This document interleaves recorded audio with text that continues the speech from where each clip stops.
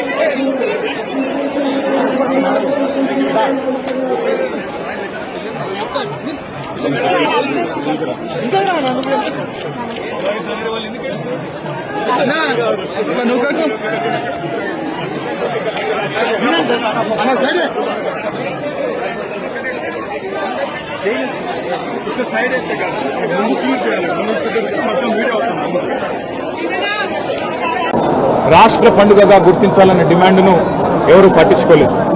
కానీ పెద్దలు కేసీఆర్ గారి నాయకత్వంలో ఆ రోజు మా తలసాని శ్రీనివాస్ యాదవ్ గారు, అదేవిధంగా మా హైదరాబాద్ నగరానికి సంబంధించిన శాసనసభ్యులు, అదేవిధంగా నాయకులు అందరూ కూడా వచ్చి ఇది తప్పకుండా మనం చేయాల్సిన పని అంటే కేసీఆర్ గారు చెప్పిన మాట ఒకటే, మనం తెలంగాణ సాధించిందే ఆ తల్లి ఆశీస్సులతో. అందుకే ఆ తల్లికి ఒక బంగారు బోనం కూడా సమర్పిద్దాం రాష్ట్ర ప్రభుత్వం తరఫున. దాంతోపాటు అత్యద్భుతంగా అధికారిక లాంఛనాలతో అధికారికంగానే మొత్తంగా మరి రాష్ట్ర పండుగగా ఈ కార్యక్రమాన్ని చేస్తామని చెప్పాము, చేసి చూపెట్టాము. ఇవాళ చాలామంది చాలా చెప్తుండొచ్చు, కానీ కేసీఆర్ గారు భారతదేశంలో మొట్టమొదటి ముఖ్యమంత్రి.